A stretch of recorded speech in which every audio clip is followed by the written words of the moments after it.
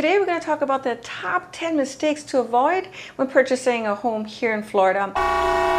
If you're new to my channel, my name is Katrin Fitzgerald. I'm a real estate agent in Sarasota, Bradenton, Lakewood Ranch, and Venice. For Florida related information, subscribe to this channel and we're going to get right into this video. Number one is, if you're interested in purchasing in a neighborhood, make sure that you really understand what that neighborhood is about. Spend some time in that neighborhood because your realtor is going to be able to tell you all there is to know about the neighborhood, especially if you're interested in understanding what the crime is and the demographical aspect of the neighborhood. And so one of the best things you can actually do is rent first. Spend some time in that neighborhood, a week, a month, maybe 2 months before you start committing to it. And that's also going to allow you to really know what's kind of around it from a shopping perspective, from an amenity standpoint. It's really going to help you test drive the neighborhood before you start investing your money, your hard-earned money, in purchasing a home there. Number two is neglecting the home inspection. There's still some home buyers who are willing to neglect the home inspection, maybe because they're cash purchasers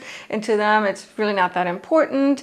Perhaps they're putting too much faith in how well the home looks from the outside, from a visual inspection when you just walk through it, and so they're willing to take a gamble. But the home inspection is so crucial because it checks the integrity of the house.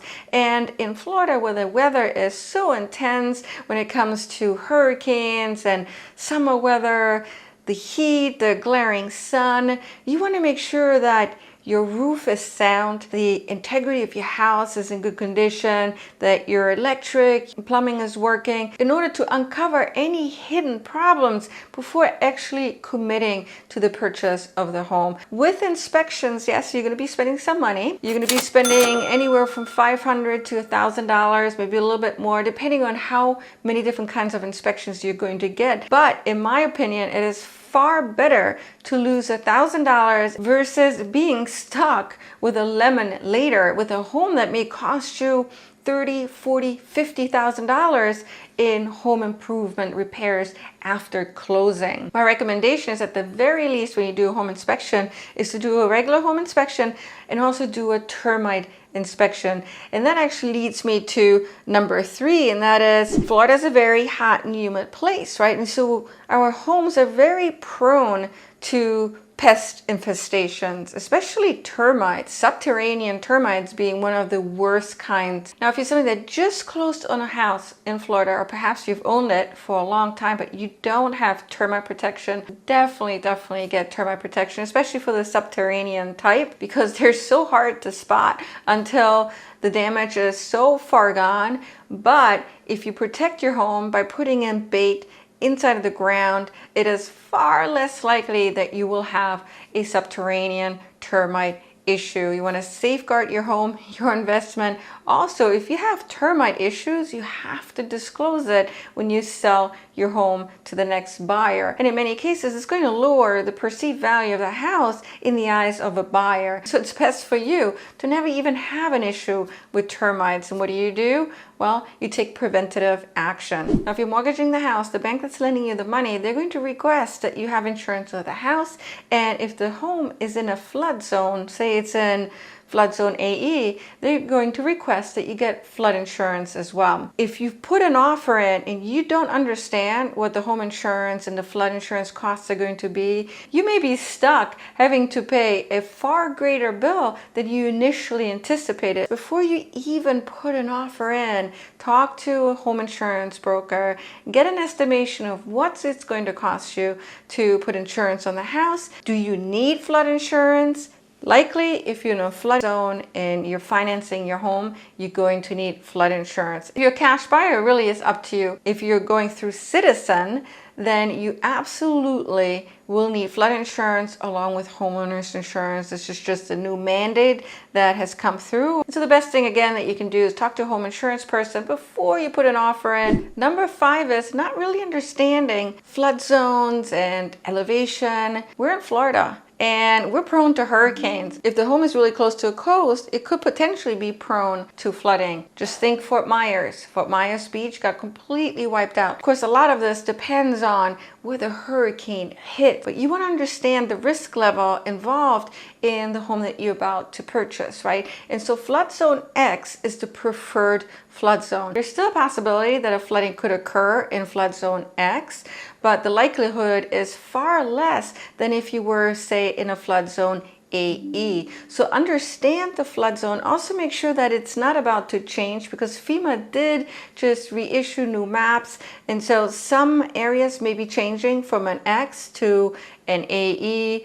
Talk to your realtor. Your realtor is going to be able to advise you on this. Most of the damage that typically happens during a hurricane isn't wind damage, but it's surge damage. And so if you're at a higher elevation, for example, it is far less likely that you're going to encounter bad flooding because it's already reduced. You're at a higher level. Number 6 is not really understanding the rules and regulations, but yet you signed the contract. I think that's a huge mistake, because a lot of HOA communities have really strict rules and regulations. And so if you have, for example, a pet, and you're looking to fence in the area where you live in so that your pet has a place to kind of run around in, a lot of HOA communities where I live in Sarasota won't allow it. Some HOA communities are very strict when it comes to the aesthetics of the community. You can't just paint your home any color you want to. They may have rules and regulations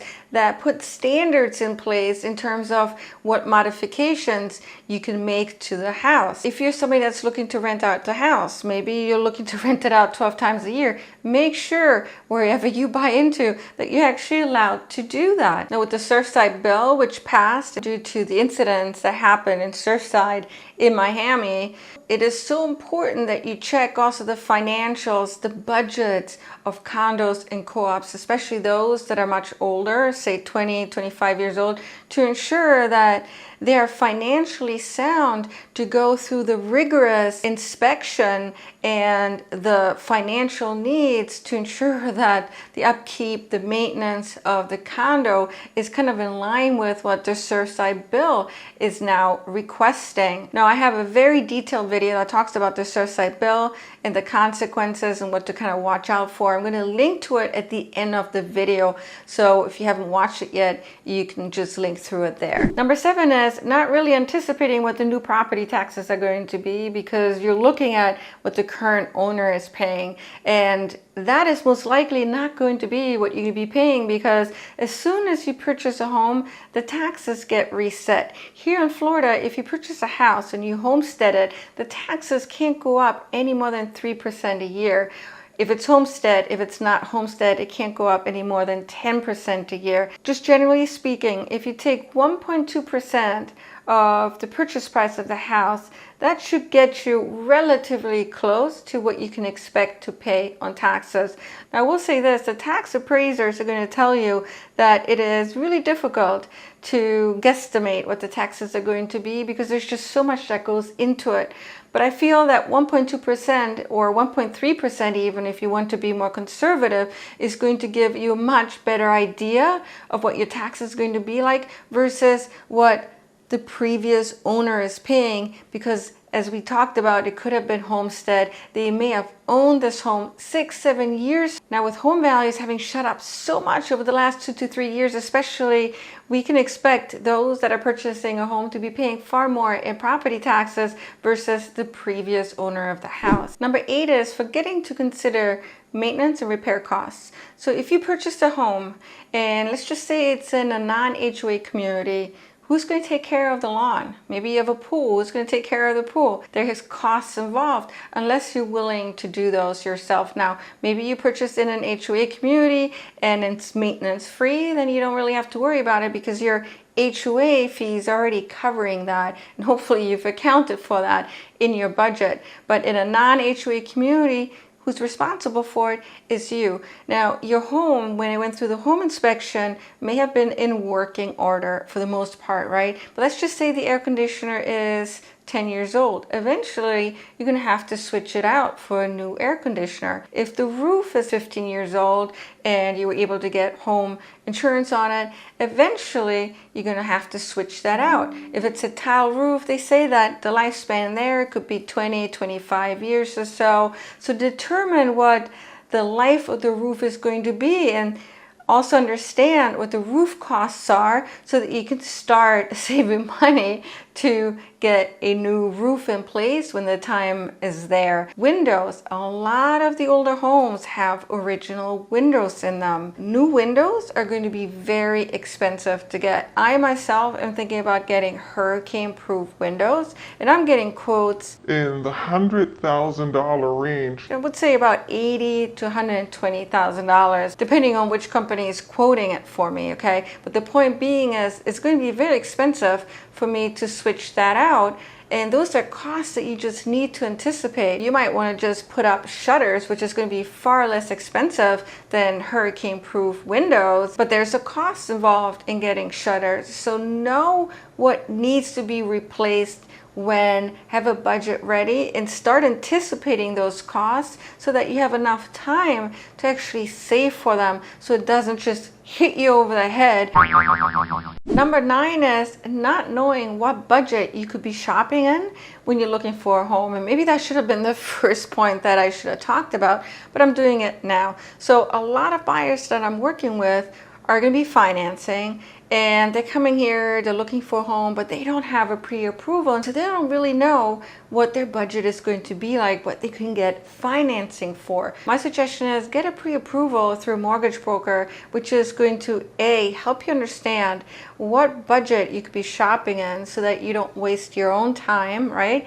But also, let's just say you start looking at homes and you're really interested in one of them, you're going to need to have a pre-approval in order to put an offer in. And so if it becomes a multiple offer situation and there's a time crunch to getting the offers in, you're going to be ready to do that. If you're now having to chase a pre-approval, that's just going to put you behind. Number 10 is not getting a buyer's agent to help support you in your quest of purchasing a new home. Because maybe you don't see the value in working with a buyer's agent, or perhaps it's just much easier for you to go through these open houses and look on your own, but you want a buyer's agent to help support you. For one, if you get the right person, they will have market knowledge in terms of prices in the community that can help you understand the community. They can really help define the neighborhood based on your interests, but also give you other suggestions to consider within your budget and kind of your lifestyle needs. Now, they can also help you understand whether or not the list price